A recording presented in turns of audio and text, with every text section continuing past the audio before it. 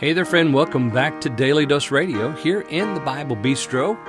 Well, here we are today in Psalm 14. And by the way, this is your 5-minute a day, 5-day a week, studying the Psalms verse by verse podcast, Daily Dose Radio. That's all we do here.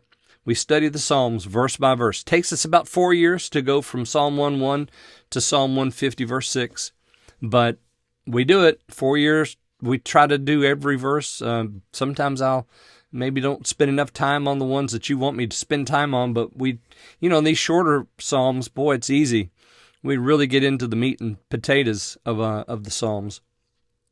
So today we're looking at verses 5 and 6 here in Psalm 14. Now, Psalm 14 begins, it's very well known, the beginning of the Psalm.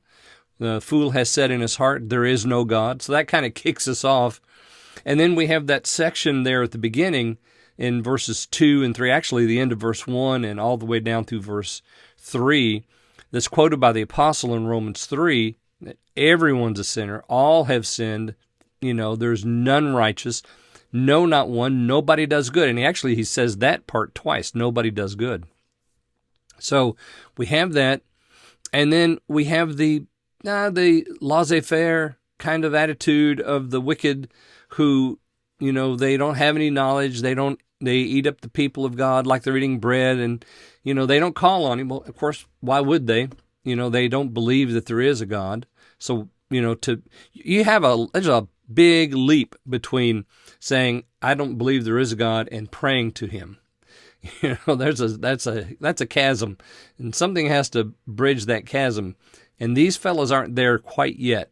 They still are not calling on the Lord, but they're fixing, as the old fellow used to say, they're fixing to walk into some trouble, because verses 5 and 6 tell us about that. Okay, so why don't we go ahead and read that 5, 6 in Psalm 14. There were they in great fear, for God is in the generation of the righteous. Ye have shamed the counsel of the poor, because the Lord is his refuge. All right, so that's verses 5 and 6. Notice how it begins. There were they in great fear. And now, who are we talking about here? We're talking about the wicked who eat up God's people as they eat up bread. There's hell that awaits them. And they're in great fear because the Lord has decidedly taken up counsel against them. Hell awaits for these folk. And whether they know it or not, it's creeping forward in time every single moment of every day.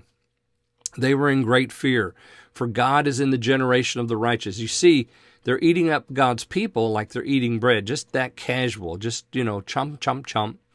And they don't realize it, but they're going to soon, that God is in the generation of the righteous. So whatever generation that happens to be, in this one or previous ones, he's with the righteous, and they're going to find out in a hurry.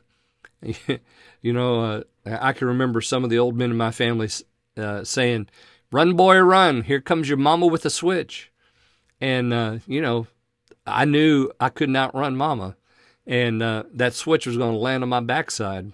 And that's exactly what's happened here. They're in great fear because God is in the generation of the righteous. And then notice the next phrase there in 6. You have shamed the counsel of the poor, because the Lord is his refuge. So this is why they eat up the people.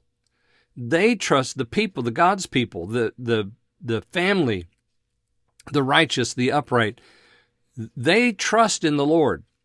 They take the Lord as their refuge. He's the one that protects them, and they've trusted in him. Just like when David, what was it, back in Psalm 11, when he said, I've put my trust in the Lord. Why do you say to me, flee like a bird to your mountain? You see, they always attack those who trust the Lord because they don't. The fool has said in his heart, there is no God.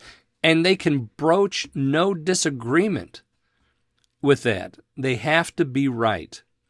They've shamed the counsel of the poor because the Lord is his refuge. And of course, the poor here is not the economically poor. It is the poor in spirit. This is a marker for the church. Okay, come back tomorrow. We're going to look at the last verse in this psalm, verse 7, here on Daily Dose Radio.